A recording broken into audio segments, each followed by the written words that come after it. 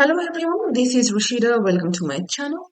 In this video, I will explain clearly step by step how an AdaBoost machine learning model works.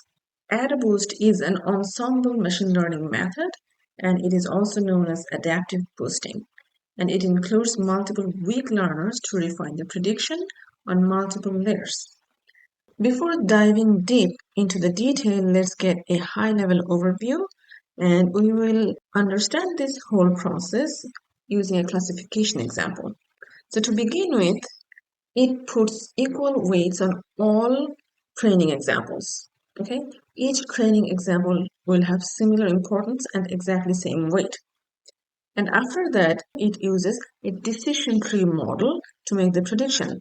And this decision tree model is actually a little bit different. It uses only one variable. So it uses one variable at a time, and based on that, it makes the prediction. Like this one, you can see it uses only color as the variable, and if the color is yellow, it's lemon. If the color is green, it's lime. So no matter how many training variable you have, it chooses only one variable to begin with. We will show you how it actually includes other variables eventually. So first it makes the prediction using this one variable, and then based on that prediction, it changes these weights. Okay, so after the prediction, you will find lots of the labels are misclassified. So the misclassified samples will get more weights for the next round. The intent is to put more focus on the misclassified samples so that in next round we have a chance to correct them. And this way we will find the contribution of each variable to the classification based on their performance. Let's dive into more details. We're going to use this example dataset for this exercise today. So you see we have gender, age, weight, and illness. So we will try to use gender, age, and weight and predict illness. Okay, the illness we have yes or no variable. So as we mentioned earlier that each variable will have exactly same weight. So each training example will share exactly 1/7 as the weight.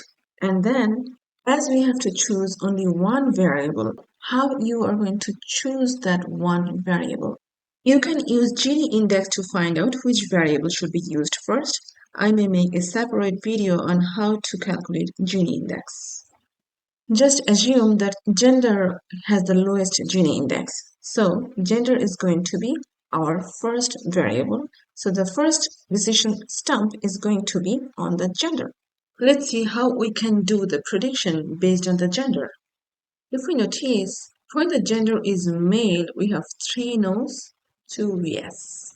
So we can say that if it's male, then it's no. And when it's female, it's yes, because we have 2 yes, 1 no. So it will be male, no, and female, yes. So let's do our prediction like that. So you can see if we do that, first one male, no, then second one female, yes. Third one, female, so as per our logic, female will be yes, but here it's no. So this one is a misclassified. Same one is the last one. The male, we have yes, but as per our prediction, it's no. So this is also another misclassified samples. So once the prediction is done, as per AdaBoost machine learning model, we need to calculate the performance of the stump. We need to check how using the gender performed on the prediction. Now, this is the formula. Half log 1 minus total error over total error. And the total error is the sum of all the weights of the misclassified samples. So if you notice, we have 2 misclassified samples and each weight is 1/7. So the total error is going to be 1/7 plus 1/7. Okay, 0.285. If we plug in this 0.285 in this formula of alpha, we get 0.2. So the quantity of performance or say of the gender on the total prediction will be 0.2. So now let's understand what this 0.2 actually means. This graph shows the relationship between error rate and alpha. Error rate 0 represents a perfect stump, so there is no error, all the examples classified correctly, and error rate 1 represents a bad stump. When the error rate is 0, that means all the data can be classified correctly. That stump should have huge contribution or large amount of say to the classification. If error rate is 0.5, that means right in the middle, without a machine learning model, you can tell that one sample can be either yes or no, 50-50 chance of having yes or no. So that stump is not necessary at all. And if error rate is 1, that means all the samples were misclassified. So that variable is very poorly related to the label. So based on the performance or the alpha value we just calculated, we need to reassign the weights. This is the formula. New weights becomes old weights times e to the power plus or minus alpha. So for a successfully classified sample, it's negative alpha, old weight that was 1 over 7 times e to the power negative 0.2. Negative 0.2 is the alpha value we just calculated, and it becomes 0.117. And for the misclassified sample, it's going to be positive alpha. So its old weight, 1 over 7, times e to the power positive 0.2. That becomes 0.174. And you can see for the misclassified samples, the weight is higher than the successfully classified samples.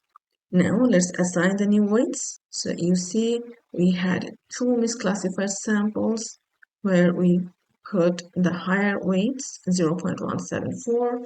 The rest of the samples that are classified correctly using the gender stump becomes 0.117. That weight becomes a little lower than the misclassified samples. And see, the sum of all the weights becomes 0.933. But we don't want that. We want the sum of all the weights to be 1. So we need to normalize the data. For that, we should just divide each weight by 0.933. So that's what we are doing here, just dividing each weight by 0.933. That makes the weight like this, 0.1254 for the correctly classified samples and 0.1865 for the misclassified samples. That way all the weights sum up to 1. Using these new weights, we need to create a bucket. And this is how we create the bucket. The first bucket for this first training example is going to be 0, 2, up to this new weight, 0.1254. The next one will start from here, 0.1254, and up to 0.1254 plus this next one. Okay, so 0.1254 to 0.251. And the next one will be 0.251, this one, to 0.251 plus 0.1854. So it's going to be like this, 0.251 to 0.437. And the next one is starting from here to this one, 0.437 plus 1254. So it becomes 0.437 to 0.563. When we finish all of them, it looks like this. And if you look at this, the buckets for misclassified samples, they become a little bigger than the buckets of the correctly classified samples, right? And why it is necessary, we will see. After we have the bucket, we generate the random numbers. I just generated 7 random numbers for 7 training samples using Python's random function. You can use any other way of choosing random numbers between 0 and 1. Now let's see what we do with these random numbers. So if you look at it, this 0.9 from 0.814 to 1. So we will take this one and put here, okay, 0.814 to 1. This whole row will come here in our new data set. So using these 7 random numbers, we are going to generate a new data set from this existing data set.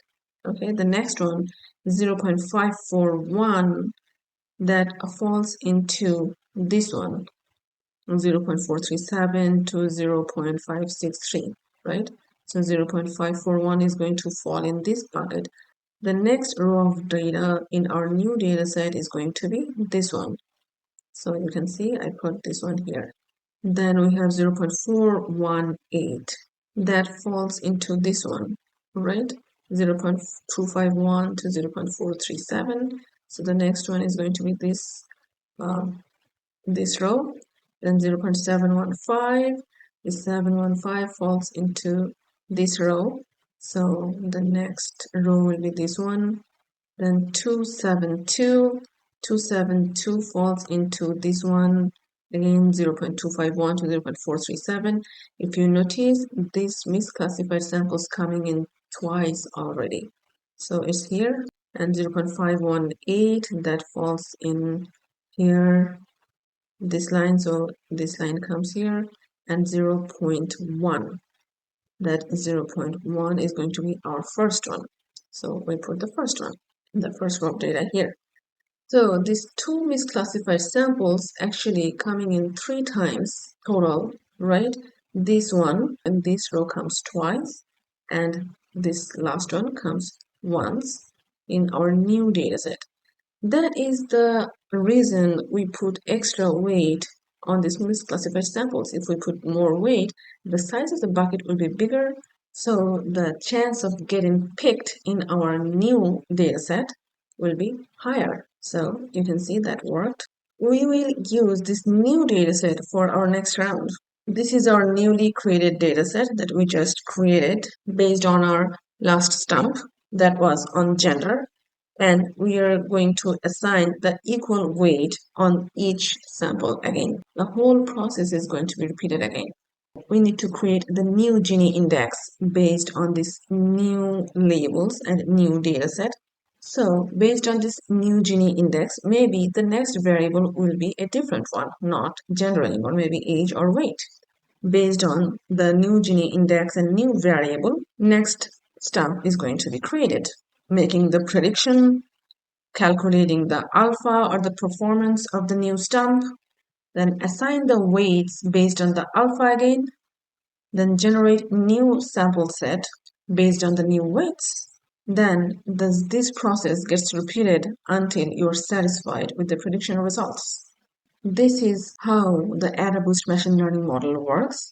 I tried to explain it step by step very clearly. I hope the process is clear to you. I hope this was helpful. Please like, comment, share, and subscribe. Thank you so much for watching.